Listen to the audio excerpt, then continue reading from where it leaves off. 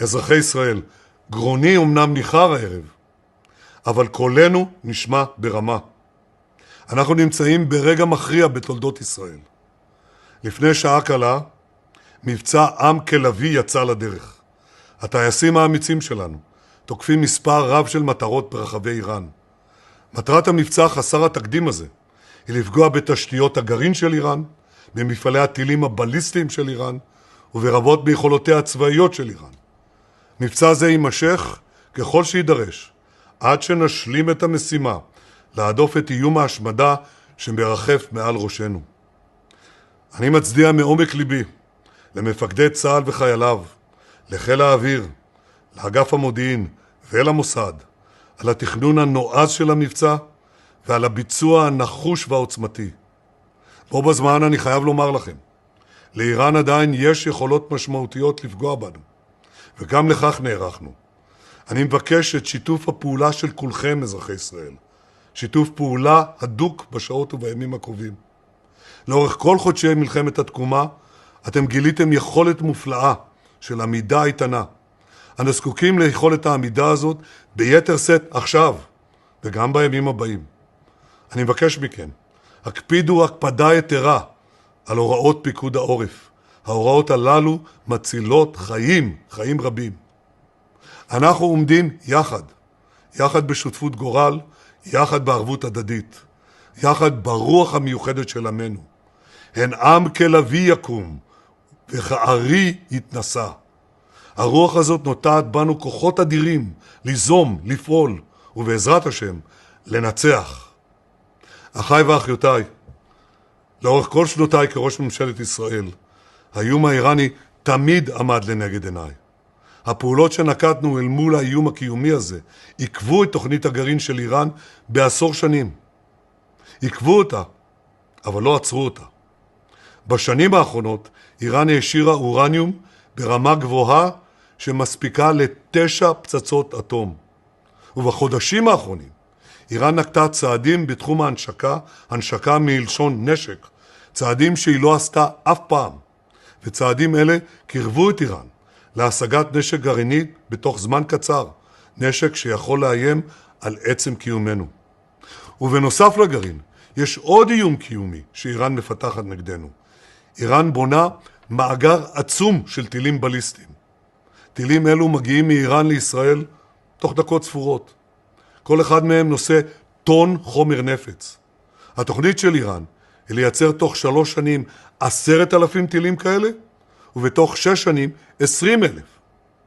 ולמדינה בגודל של ישראל זהו איום בלתי נסבל, ולכן אנחנו פועלים להסיר גם אותו. הכוונה של איראן חדה כתער. בלב טהרן הם הציבו שעון ענק, שעון שסופר את הזמן עד להשמדת ישראל. מאז המהפכה החומייניסטית באיראן לפני 46 שנים, משטר האייתולות קורא בכל הזדמנות, מוות לישראל, מוות לישראל. ולא מדובר רק במילים, מדובר גם במעשים. איראן בנתה מפלצת טרור אזורית ובינלאומית נגדנו. היא מובילה את מה שהיא מגדירה התוכנית להשמדת ישראל, כך קוראים לזה. היא חימשה עד צוואר את גורותיה סביבנו, החמאס בעזה, החיזבאללה בלבנון, החות'ים בתימן וגם אחרים. מאז מתקפת ה7 באוקטובר, אנחנו ריסקנו חלק גדול מציר הרשע הזה. אבל כל ההישגים הכבירים שלנו, כולם ירדו לטמיון, אם איראן תצליח לפתח ארסנל גרעיני ועשרות אלפי טילים בליסטיים. זו הסיבה שאחרי מתקפת הטילים של איראן בשנה שעברה, כינסתי את ראשי מערכת הביטחון ואמרתי להם, המשימה שלכם היא לפגוע בו זמנית גם בתוכנית הגרעין וגם בתוכנית הטילים. אמרתי לצמרת הביטחונית שלנו, אין לנו ברירה אלא לפעול במהירות. אנחנו לא יכולים להשאיר את האיומים האלה לדור הבא. כי אם לא נפעל עכשיו, לא יהיה הדור הבא. אם לא נפעל עכשיו, פשוט לא נהיה פה. מאז השואה נשבענו, לעולם לא עוד. לעולם לא עוד זה עכשיו. היום הוכחנו שהפנמנו את לקחי ההיסטוריה. כשהאויב אומר שהוא מתכוון להשמיד אותך, תאמין לו. כשהאויב מפתח את היכולות להשמיד אותך, תעצור אותו. אני רוצה לפנות מכאן לעם האיראני. אנחנו לא האויבים שלכם, ואתם גם לא האויבים שלנו. יש לנו אויב משותף, וזהו משטר העריצות שרומס אתכם קרוב ל-50 שנה. המשטר הזה גזל מכם את האפשרות לחיים טובים. ואין לי ספק שיום השחרור שלכם מן העריצות קרוב מתמיד. וכשזה יקרה, ישראלים ואיראנים יחדשו את הברית בין שני העמים העתיקים שלנו. יחד נבנה עתיד של שגשוג, עתיד של שלום, עתיד של תקווה. אזרחי ישראל, בעומדנו כאן היום, כשטייסינו הגיבורים בשמי איראן, אנחנו מגינים על עצמנו, אבל לא רק על עצמנו. אנחנו מגינים על עמי האזור. אנחנו מגינים על שותפינו לשלום, שלום שנוכל להרחיבו בכוחות משותפים.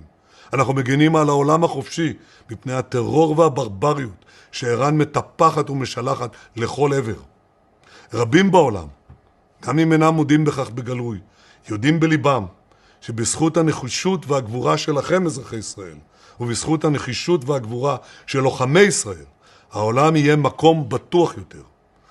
אני מבקש להודות לנשיא טראמפ על עמדתו האיתנה. הוא אמר פעם אחר פעם שאסור שלאיראן יהיה נשק גרעיני. אני מודה לו על תמיכתו העקבית במדינתנו במשך כל שנות כהונתו כנשיא ארצות הברית.